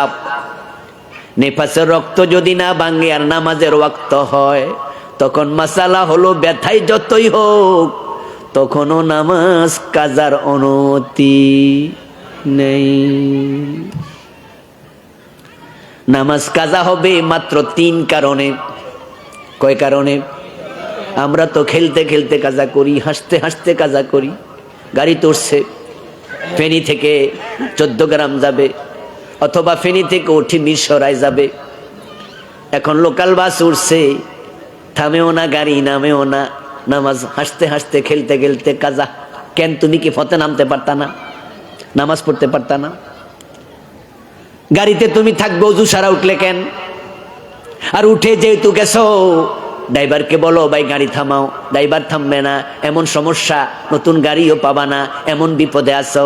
তাহলে শরীয়তের মাসালা হলো যদি ফাইনলাম তাজিদু মান ফাতায়াম্মামু সাইদান তাইয়্যিবা, পানি ব্যবহার করতে পারো না, পানি আছে কিন্তু ব্যবহার উপযোগী না, পানির কাছে যাওয়া যায় না, এই জাতীয় জটিল পরিবেশে আল্লাহ কয় নামাজ মাফ নাই, তোমাকে তায়াম্মুম করে হলো পড়িতেই হবে।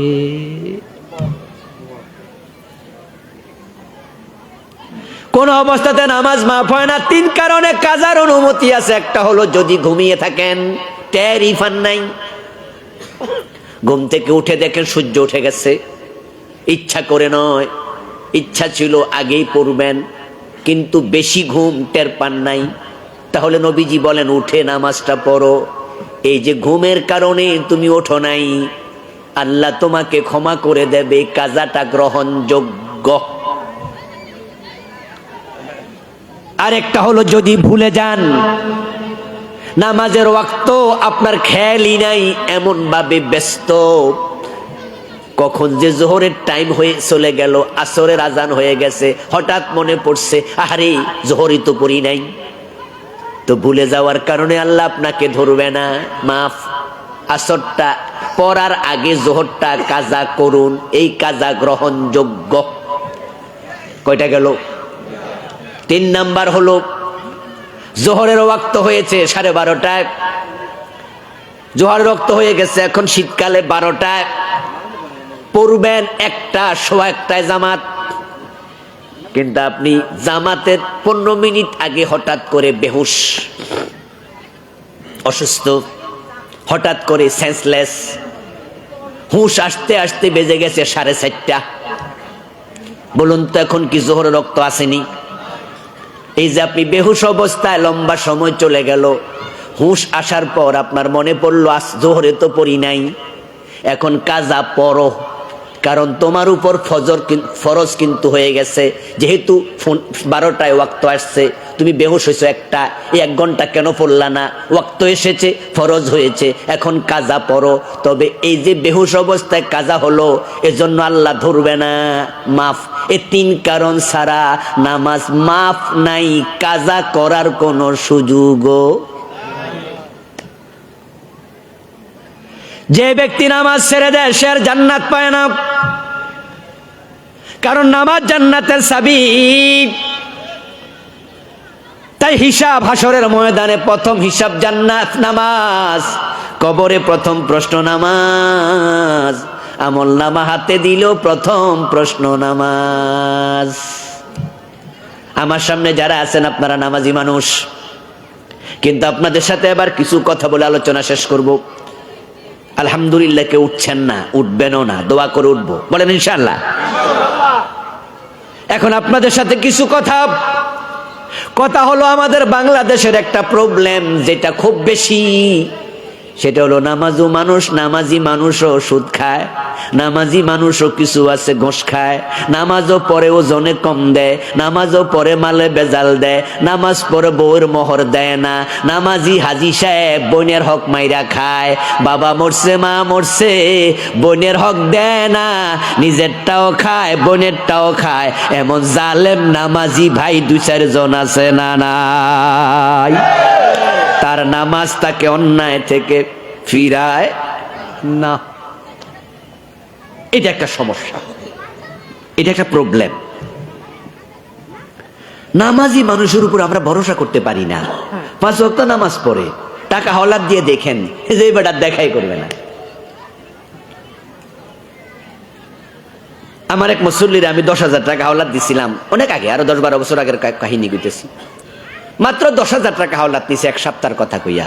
পরে 1-2 মাসে আমার চোখের সামনে পড়ে না, মসজিদে আসে না। আমি তখন আফসোস করলাম, আরে এই বেটারে টাকা দিছি, বেটা কি হয়েছে, মসজিদ ছেড়ে দিছি, দেখা হইলে আবার টাকা খুঁজবো। নামাজি মানুষে অন্যায় করে, কারণ কি জানেন? আল্লাহ বলছে নামাজ অন্যায় থেকে ফিরায়, কিন্তু তার নামাজ তাকে অন্যায় থেকে ফিরায় না। আল্লাহর কথা মিথ্যা না, তোমার নামাজটা মিথ্যা, তোমার এটা নামাজ না, তোমার এটা অভিনয়, নামাজের অভিনয়। আমাদের ফেনী এলাকার মানুষ তো বিদেশে থাকে, নোয়াখালী ফেনী তো বিদেশি বেশি। আপনাদের এলাকায় আছে না বিদেশি? বিদেশ থেকে কিছু ফুতুল আনে মেয়ে বাচ্চাদের খেলতে। এমন কিছু ফুতুল আছে যেগুলো সুইচ টিপ দিলে গান গাইতে পারে। শুধু গান গায় না, নাচে। শুধু নাচে না, কোমর ডুলে আনাস। আমি এমন ফুতুল দেখছি যে চোখ টিপো দেয়।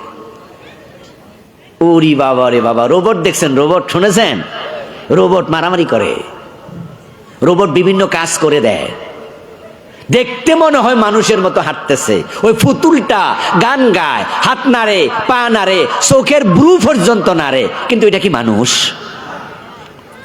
তোমার রুকু, তোমার সেজদা, তোমার কিয়াম, তোমার কুউদ, তোমার কিরাত, তোমার এসব দেখে মনে হয় নামাজ, কিন্তু যার নামাজ অন্যায় থেকে ফিরায় না, বুঝে নিতে হবে এটা আসলে কবুল হওয়ার মতো নামাজ না। এটা আল্লাহ পর্যন্ত যায় না, কোনো না কোনো জায়গায় ফেস লেগে রয়েছে। ফেসটা লাগছেই। প্যাস না লাগলে একজন নামাজি কন্টিনিউ অন্যায় করতে পারে না, মাঝে সাঝে অন্যায় হয়ে যেতে পারে। আমরা মানুষ তো, মাঝে সাঝে ভুল হইতে পারে, কিন্তু কন্টিনিউ অন্যায় করবেন, আপনার নামাজ নামাজ না। আল্লাহ মিথ্যা বলে না। আল্লাহ শব্দের ডিজাইন দেখেন, ইন্নাস সালাতা, নিশ্চয়ই নামাজ, তানহা, ফিরিয়ে রাখবে অন্যায় থেকে। আল্লাহ শক্ত করে কয়, নিশ্চয় নামাজ অন্যায় থেকে ফিরাবে, আর আপনার নামাজ আপনাকে ফিরায় না। আল্লাহ মিথ্যা বলে না। প্যাচ লাগাই দিচ্ছেন নামাজের মাঝে। মাঝে মাঝে রোড অ্যাক্সিডেন্ট হইলে 10-20 জন মরে যায় না? কথা বলে না, মারা যায়। যে 10 জন যদি মরে যায়, সেখানে 10 জন লাশ শুয়ে আছে মাটিতে, রাস্তার পাশে সবাই রাখছে 10 জন লাশ। 10 জনের সাথে হাত আছে কয়টা? আরে হিসাব করেন না, কয়টা? আচ্ছা, 10 জন লাশের 20 হাত। ওই লাশের মানিব্যাগ পকেট থেকে নেয়ার জন্য কোনো এক দুষ্ট লোক যাইয়া পকেটে হাত দেয়া শুরু করছে। কিছু লোক আছে না, মানুষ অ্যাক্সিডেন্ট করলে বাঁচাইতে যায় না, বরং টাকা চুরি করতে যায়। এমন জালেম আসেনি? আছে। 10টা লাশ। এখন কেউ যাইয়া লাশের পকেটে হাত দেয়া শুরু করছে। ওই 10টা লাশের সাথে হাত আছে কয়টা? বাধা দিবে কয়টা? একটাও না। লাশের সাথে হাত আছে, কিন্তু বাধা দেওয়ার ক্ষমতা নাই, কারণ তার সাথে রূহ নাই। যার নামাজ অন্যায় থেকে ফিরায় না, বুঝতে হবে তার নামাজের মাঝে রূহ নাই। এখন নামাজ কেন কবুল হয় না? নামাজের ভুলগুলো ধরে দিলে বুঝবেন যে কেন কবুল হয় না। রুকু দিয়ে সোজা হয়ে দাঁড়ায় না, দুই সেজদার মাঝে সোজা হয়ে বসে না, মুরগির খাবারের মতো টুকটুক করে সেজদা দেয়, এমন নামাজি আছে না নাই? নামাজে কেরাত পড়া ফরজ, 13 ফরজের এক ফরজ। কেরাত পড়া যেমন ফরজ, বিশুদ্ধ তেলাওয়াত করাও ফরজ। অথচ সূরা ফাতিহাতে ভুল, 2টা 3টা 5টা ভুল, এমন নামাজি আছে না নাই? তো তোমার নামাজ আল্লাহ পর্যন্ত কেমনে যাবে? 13 ফরজের প্রথম ফরজ শরীর পাক, দ্বিতীয় ফরজ কাফড় ফাক, 3 নম্বরে জাগা ফাক, 4 নম্বরে 17 টাকা, 5 নম্বরে কেবলামুখী হওয়া। ছোটকালে মুক্তবে আরকান হাকাম 13 ফরজ পড়ায় নাই? এখন তোমার শরীর কি পাক আছে দোস্ত? তোমার পেটে তো সুদের টাকা, গোশের টাকা। তোমার কাপড় তো ফাঁক নাই, কাপড় তো তুমি মানুষের ঠকানো টাকা দিয়া কিনছো। নবীজি বলছেন, মানিস তারা সাওবাব বিআশারাতে দারাহিম ফিহি দারহামু হারাম লাম ইয়াকবালিল্লাহু লাহু সালাতাহু মা দামা আলাইহি। যে ব্যক্তি 10 দিরহাম দিয়ে একটি কাপড় কিনবে, 9 দিরহাম হালাল, 1 দিরহাম হারাম, ওই 1 দিরহামের কারণে যত নামাজি পড়ুক, ওই কাপড় পরে আল্লাহ 1 রাকাতও কবুল করবে না। 2 সেজদার মাঝখানে কেন বসলা না দোস্ত? এটা না তাদিল আরকান, এটা না ওয়াজিব? রুকু থেকে সোজা হয়ে দাঁড়ানো না ওয়াজিব? ওরে বাবা রে বাবা, এমন গতিতে নামাজ পড়ে 1.5 মিনিটে 3 রাকাত শেষ। কেরাত যে কি পড়ে, শুধুমাত্র মুসল্লি না, এমন কিছু ইমাম ভাই রয়েছে, রমজান আসতেছে দেখবেন যে কেমনে কেরাত টান মারে। আবার খতম তারাবি নাকি পড়ে, 18 মিনিটে 20 রাকাত শেষ। কনকট বিমান ফেল। আস্তাগফিরুল্লাহ, এমন কিছু জালেম ইমাম, এটা ইমাম বলার কোনো সুযোগ নাই, আপনাদেরও শেষ করে এ নিজেও গজবে পড়ছে। আল্লাহর সামনে দাঁড়াইছো তুমি, কার সামনে দাঁড়াইছো ভুলে যাও? কার সামনে দাঁড়াচ্ছো তুমি? ইযা কামা আহাদুকুম ফি সালাতিহি ফাইন্নাহু ইউনাজি রাব্বাহু। সহিহ মুসলিমের হাদিস, প্রিয় নবী বলেন, মানুষ যখন নামাজে দাঁড়ায় তখন সে আল্লাহর সাথে কথা বলা শুরু করে। অন্য হাদিসে রাসূল বলেন, যখন মানুষ নামাজে দাঁড়ায় তখন আল্লাহ তার দিকে তাকায়া থাকে। যখন সেদিক সেদিক চোখ ফিরায়, মনোযোগ নষ্ট করে, তখন আল্লাহ তার থেকে চেহারা ঘুরাইয়া নেন। আপনি নামাজে আল্লাহর সামনে দাঁড়াইয়া কেরাতে কি টান মারছেন, 1 নিঃশ্বাসে 7 আয়াত শেষ। কি আলহামদুলিল্লাহ সূরা 1 নিঃশ্বাসে পড়ালে না?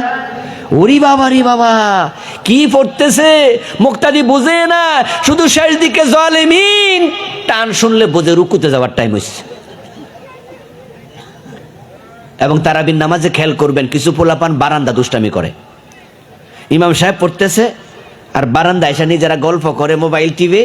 যখন জালিমিন টান শুনছে তখন বোঝে যে এই আর টিপি বন্ধ, রুকু যাওয়ার টাইম হইছে। মাঝখানে হুজুর কি পড়ছে হুজুরও বোঝে না, শ্রোতাও বোঝে না, অথচ আপনি নামাজে কথা বলছেন কার সাথে? শব্দগুলো দেখেন, ইয়াকা নাবুদু, কা মানে তুমি। আমরা মানুষকে তুমি বলি, আপনি বলি যখন সে সামনে থাকে। দূরে থাকলে বলি সে তিনি, কাছে থাকলে বলি তুমি আপনি। ইয়াকা নাবুদু ওয়া ইয়াকা নাস্তাঈন। আল্লাহ, আমি আপনার গোলামি করি, আপনার কাছে আমি চাই। তুমি তুমি, আপনি আপনি বলে আল্লাহর সাথে ডাইরেক্ট কথা হয়, এটার নাম হলো নামাজ, যেটা বান্দাকে আল্লাহর কাছে নিয়ে যায়। দোস্ত, আপনি আলহামদুলিল্লাহ আলামিন রহমানির মালিক কি করতেছেন? এগুলা কি শুরু করছেন? কার সাথে? কার সামনে বসে? কার সামনে দাঁড়ায়া? আরশের মালিক তখন কি বলে? আচ্ছা, আমাদের বিভিন্ন প্রয়োজনে কি আমরা আমাদের চেয়ারম্যানের কাছে যাই না? প্রয়োজন একটু বড় হইলে আমরা এমপির কাছে যাই না? আচ্ছা, এমপির কাছে যখন আমরা যাই কোনো দরকারে, ওখানে গেলে তাড়াহুড়া করি, কথা বলে না আমার ভাইয়ের? আচ্ছা, কেউ এমপির সামনে যায় তাড়াহুড়া করছে কোনোদিন? বরং আপনি যে যাইতে পারছেন এইটাই আপনার সৌভাগ্য। যাইয়া দেখেন যে এমপি লাইনে আপনারে জাগাই দেয় না, কয় পরে আইয়েন, আরো লোক আছে। তখন আপনি বইয়া থান 1.5 ঘন্টা 2 ঘন্টা, বেডা নিয়ে একটু সময় দেয়। তারপরে যখন বেটা টাইম দিছে, আপনি কত সুন্দর করে সালাম দিয়া আদবের সাথে খাড়াই থান। এমপি আপনারে জিগায়, ভাই আপনার বাড়িটা জানি কই? তখন আপনি বলেন যে স্যার আমার বাড়ি তো অমুক জায়গায়। তো কেন আসছেন?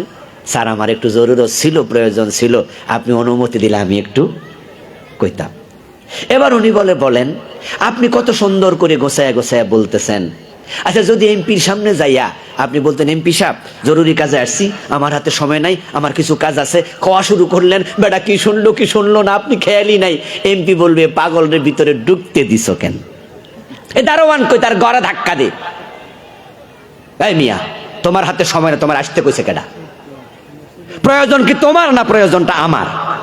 প্রয়োজন তোমার হলে সময় ছাড়া আইলা কেন? আর আমার সামনে এসে হইচই করো কেন? তোমার মতো লোকের আবেদন মঞ্জুর হবে না, যাও, আউট হয়ে যাও।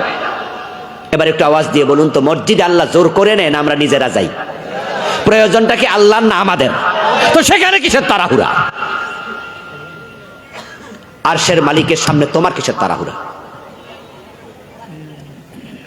নবীজি নামাজে দাঁড়াতেন, 2 পা ফুলে যেত, সেজদায় যেতেন। মা আয়েশা বলতেন, মাঝে মাঝে আমি ভয় পেতাম সেজদায় তিনি ইন্তেকাল করছেন কিনা। নবীজি রুকুতে যেতেন, মা আয়েশা বলে আমি মাঝে মাঝে ভাবতাম উনি সেজদার কথা ভুলে গেলেন কিনা। এরপরে নামাজে কত ভুল ভ্রান্তি। আমাদের দেশে নামাজে অনেক ভেজাল। আমি নামাজ নিয়ে বই লিখেছি অনেক আগে, 5-7 বছর আগে। নাম দিয়েছি হাদিসের বৈচিত্র্যে পূর্ণাঙ্গ নামাজ। আমি 1 ডজনের উপরে ভুল, যেগুলো আপনারা আমরা অনেকেই করছি, তুলে ধরছি। নবীর নামাজের সাথে নামাজ মিলবে না, এই নামাজ আল্লাহ নেয় না। সাল্লু কামা রাআইতুমুনি উসাল্লি, নামাজ পড়ো সেভাবে আমি নবীকে নামাজ পড়তে দেখো যেভাবে। ইমাম ভুল করে, আমরা পিছন দিয়ে লোকমা দেই। নবীজির শিখানো লোকমা বাংলাদেশে হারাইয়া গেছে। নবীজি শিখিয়েছেন, লিররিজালি তাসবিহু ওয়ালিন-নিসাই তাসফিকু, পুরুষরা লোকমা দেবে ইমামকে সুবহানাল্লাহ বলে, আর মহিলা মুসল্লি থাকলে মুখে কিছু বলবে না, হাতের উপরে হাত আওয়াজ করবে। কিন্তু বলুন তো আপনি, ফেনীর বাস্তব কথা বলেন, যখন ইমাম ভুল করে আমরা কি সুবহানাল্লাহ বলে লোকমা দিই? কি বলে? কি বলে? আল্লাহু আকবার তো রাসূল এখানে শিখান নাই, তো কেডা ঢুকাইলো আল্লাহু আকবার? নবীজির শিখানো শব্দবাদ পড়ে গেল। নামাজে দাঁড়ালেন, নবীজির সুন্নাহ বাদ দিয়ে নামাজ শুরু। নামাজে দাঁড়ায়া ইন্নী ওয়াজ্জাহতু ওয়াজহিয়া লিল্লাযী ফাতারাস সামাওয়াতি ওয়াল আরদা হানিফা, বাংলাদেশের লোকেরা এটার নাম দিছে মুসল্লার দোয়া। এই দোয়া পড়া তারপরে নামাজ শুরু করে, অথচ আমার রাসূল এই দোয়া পড়ে কখনো নামাজ শুরু করেন নাই। হযরত আলী থেকে বর্ণিত হাদিস শুনুন, সহিহ মুসলিমে আসছে, হাদিস নাম্বার 1689। হযরত আলী বলেন, কানা রাসূলুল্লাহি সাল্লাল্লাহু আলাইহি ওয়াসাল্লাম ইযা কামা ইলাস সালাতি কাব্বারা, রাসূল তাকবীর বলে নামাজ শুরু করতেন। সুম্মা ক্বালা ইন্নী ওয়াজ্জাহতু ওয়াজহিয়া লিল্লাযী, তারপরে এবার এই মুসল্লার দোয়া যেটা আপনারা নাম দিছেন, এটা তাকবীর দেওয়ার পরে পড়েছেন, আর আমরা ধাক্কাইয়া নিয়ে গেছি সামনে। এটা সানা। নবীজি পড়েছেন সুবহানাকাল্লাহুম্মা বিহামদিকা ওয়া তাবারাকা ইসমুক, কখনো কখনো ওই সানা, কখনো কখনো পড়ছেন আল্লাহুম্মা বাঈদ বাইনি ওয়া বাইনা খাতায়ায়া কামা বা'আদতা বাইনাল মাশরিকি ওয়াল মাগরিব, আল্লাহুম্মা নাক্কিনি মিনাজ যুনুব কামা ইউনাক্কাস সাওবুল আবিয়াদু মিনাদ দানাস। রাসূল বিভিন্ন সানা পড়তেন, তবে প্রত্যেকটা সানাই ছিল তাকবীর দেওয়ার পর। এখন কোন বেড়া ধাক্কায় আইনি ওয়াজ্জাহতু আগে নিছে আমি খুঁজা পাইনি আজ পর্যন্ত। মসজিদে ঢুকেছেন, ঢোকার পরে দেখেন ইমাম সাহেব খুতবা দিচ্ছে। আজকে তো জুমা নাকি?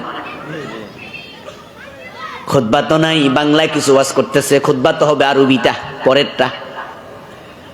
বাংলা ওয়াজের টাইমও দেখবেন কত মুসল্লি মসজিদে ঢুকে বসে যায়, পরে হুজুর কয় সুন্নতের টাইম দেয়া হবে, এখন বসেন। কোথায় পেল এটা জানি না। আমার রাসূলের নির্দেশের সুস্পষ্ট লঙ্ঘন। قال رسول الله صلى الله عليه وسلم اذا دخل احدكم في المسجد فلا يجلس حتى يصلي ركعتين, যখন তোমাদের কেউ মসজিদে ঢুকবে 2 রাকাত না পড়ে কেউ বসবে না। নিষেধ করেছেন স্বয়ং মুহাম্মাদুর রাসূলুল্লাহ সাল্লাল্লাহু আলাইহি ওয়াসাল্লাম। কিন্তু আমাদের হুজুর কয় বইয়েন, পরে সময় দিমু। বইয়েন বলার অধিকার তোমাকে দিল কে? মসজিদ মানে সেজদার জায়গা, সেজদা মানে নামাজ। তো মসজিদ তোমার বসার জন্য বানায় নাই, নামাজের জন্য বানাইছে। বসতে পারবা, তবে আগে নামাজের হক আদায় করো, আগে 2 রাকাত পড়ো। মসজিদে ঢুকেছেন, গিয়ে দেখেন হুজুর জামাত চলছে, একামত হয়ে গেছে, আর আপনি জামাতে জয়েন না করে আপনি সুন্নার নিয়ত বাঁধা বইছেন। জামাতে যেটা চলে এটা কি সুন্নত না ফরজ? আর আপনি যেটা বানলেন সেটা কি? গুরুত্ব কোনটার বেশি? তো আপনি ফরজ ছাড়লেন কেন? বিশেষ করে ফজরের নামাজে দেখবেন সামনে জামাত চলে, পিছনে সুন্নত পড়তেছে লোকজন। আরে কত ভ্রান্তি, কত ভুল আমাদের দেশে। قال رسول الله صلى الله عليه وسلم اذا اقيمت الصلاه فلا صلاه الا المكتوبه, এটা সহিহ মুসলিমের হাদিস। নবীজি বলছেন যখন নামাজের ইকামত হয় তখন ফরজ নামাজ ছাড়ার কোনো নামাজ নাই। ফালা সালাতা লায়ন ফি জিন্স, সকল নামাজ বন্ধ, শুধু ফরজ। কারণ ফরজের গুরুত্ব আল্লাহর কাছে সবচেয়ে বেশি। ইল্লাল ফজর, এটা হাদিসে নাই। ইল্লাল ফজর শব্দটা হাদিসে নাই, এটা কেউ বানায়া ঢুকাই দিছে। তার প্রমাণ এই বইতে আমি হাদিসে নিচ্ছি কিছু। 2-1 সাহাবী ফজরের নামাজের সময় জামাত চলাকালে সুন্নাহ পড়ে। নবীজি দেখলেন, দেখে তিনি নামাজের পরে ডাকলেন, ডেকে ধমকাইলেন, এই মিয়া, তুমি যে জামাত চলাকালে সুন্নাত পড়ছো, তোমার কাছে তোমারটার গুরুত্ব বেশি নাকি আমি যে ফরজ পড়ি সেটার গুরুত্ব বেশি? ওই সাহাবীকে রাসূল তিরস্কার করলেন, ধমক দিলেন। তাহলে ওই সাহাবীর আমলটা সাহাবী যে করলেন, উত্তর হলো এই মাসআলাটা ওই সাহাবীর তখন জানা ছিল না। মা বোনদেরকে নামাজ পড়ার সময় দেখবেন মা বোনরা কুকুরের হাতের মতো হাত বিছায়া নামাজ পড়ে, সেজদা দেয়। অথচ সেজদা দেওয়ার সময় কখনোই মাটির সাথে লেগে থাকবে না, পুরুষেরও না নারীরও না, কোনই থাকবে উপরে। কালা রাসূলুল্লাহ সাল্লাল্লাহু আলাইহি সাল্লাম লা ইয়াবসুত আহাদুকুম যিরাআইহি ইমবাসাতাল কালব, সহিহ বুখারীর riwayat। প্রিয় নবী বলছেন, কুকুর যেমন বসলে তার হাত তার পাটা মাটির মাঝে শোয়া দেয়, তোমরা সেজদার মাঝে কুকুরের হাতের মতো হাত মাটিতে বিছাইয়া দিও। বরং পুরুষ কোন রাখবে এত উঁচু যেন মাঝখান দিয়া বুকের পাশ দিয়ে একটা ছাগল ছোট্ট বাচ্চা হেঁটে যেতে, আর মহিলারা হালকা উঁচু করবে, পুরুষের মতো নাও যদি করে, কিন্তু কখনো মাটির সাথে লেগে থাকবে। নামাজ পড়ার জন্য মসজিদে ঢুকেই আল্লাহর কিছু বান্দাকে দেখি চেয়ারের মাঝে টুপ করে বসা যায়। কিছুদিন তো চেয়ারের জ্বালায় মনে হয়েছিল যেন ইমাম সাহেব চেয়ার টেয়ার খোঁজে কিনা। কোন মসজিদে 10টা 15টা একসাথে হয়ে গেছিল। আলহামদুলিল্লাহ আমাদের ওয়াজের ধাক্কায় চেয়ার কিছু কমছে। 1.5 মাইল হাইটটা যায় বেড়া চেয়ারে বই, বাজারতে খরচার ব্যাগ 2টা আনছে, রাইকা যায় চেয়ারে বই। চেয়ারে কেন বসে? কয় যে শরীরটা বেশি বালা না। আর মনে মনে কয়, পাশের বাড়ি চৌধুরী সাহেব বসতে পারলে আমি ভুইয়া বংশের ফল, আমি পারবো না? মসজিদে চেয়ার বেড়ে যাচ্ছিল। অথচ কান খুলে শোনো মুসলমান, ফরজ নামাজ দাঁড়াইয়া ফরাও ফরজ, 13 ফরজের 1 ফরজ। কিয়াম করা 13 ফরজের 1 ফরজ। এজন্য ফরজ নামাজ যে দাঁড়িয়ে পড়ার সামর্থ্য রাখে সে যদি বসে পড়ে নামাজ বাতিল। ফরজ ছুটলে সাও সেজদা দিয়াও কোনো লাভ নাই। সাও সেজদা হলো ভুলে ওয়াজিব ছুটলে, ফরজ ছুটে গেলে কোনো জোরাতালি চলে না। এখন বলবেন যে হুজুর আমি যে চেয়ারে বসি আমি তো দাঁড়াইতে পারি না তাই বসি। তখন আমি বলবো আপনি কি মাটিতেও বসতে পারেন না? বলে হ্যাঁ হুজুর মাটিতে তো বসতে পারি। তো চেয়ারে বসলেন কেন?